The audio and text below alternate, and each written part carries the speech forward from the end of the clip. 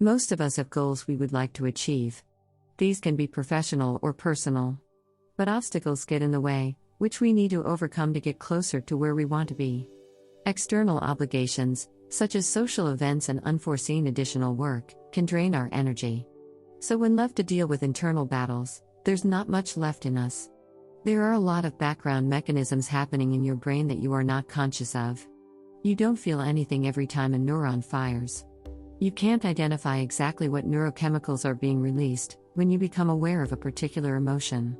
To put it short, you have little control over the neuroactivity inside your brain, but it has a huge impact on your productivity. Becoming aware of these mechanisms is half the battle. Understanding the principles of neuroproductivity will help you become more productive, and it will also teach you to be kinder to yourself when things go as planned. There are 3 main neurochemicals that dominate the mind when it's in a state of flow.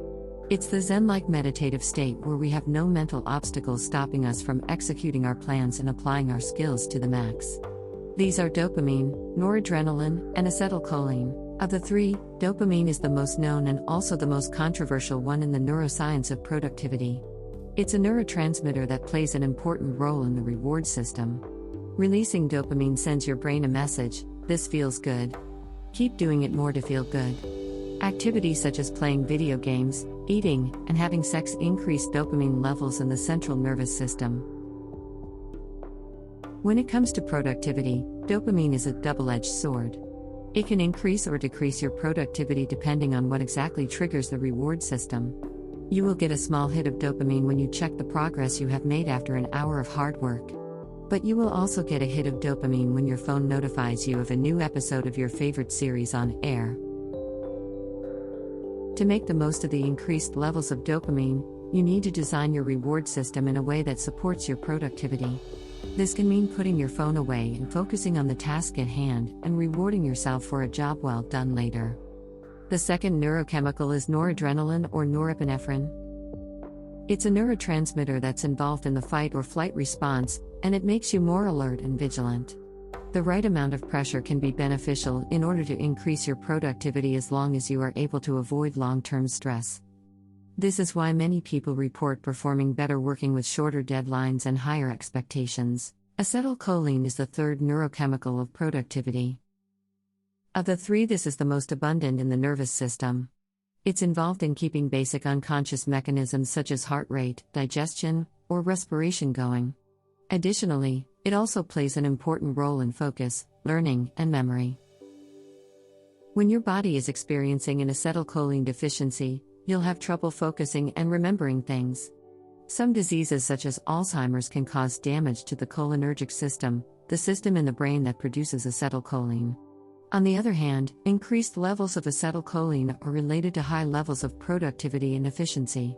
To put this knowledge into practice and increase your own productivity, you should build your action plan around 3 concepts: fun, fear, and focus. The concept of fun is all about finding the right balance between having fun without getting distracted.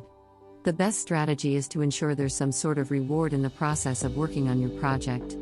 Sometimes, the reward is intrinsic, you genuinely enjoy what you're working on. But sometimes, you need to work on something you don't find as interesting. It's a good idea in these cases to create extrinsic rewards you genuinely care about. For example, promise yourself to go see a movie you're excited about after you're done with the project. Living in constant fear is not good for you, but just the right amount of pressure will increase your levels of noradrenaline and thus your productivity. Instead of creating that pressure by waiting until the last moment to start working, find ways to challenge yourself and step out of your comfort zone. Incorporate systems for accountability by telling others about your plans and goals.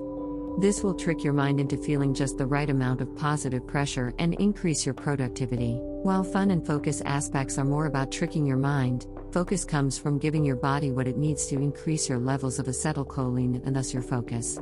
Proven ways to increase your levels of acetylcholine include eating foods that are rich in choline, which is needed to synthesize acetylcholine.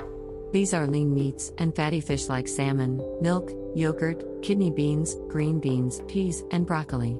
Adding a gentle exercise before you start working can also increase your acetylcholine levels, so you may want to consider taking little walks to sharpen your focus.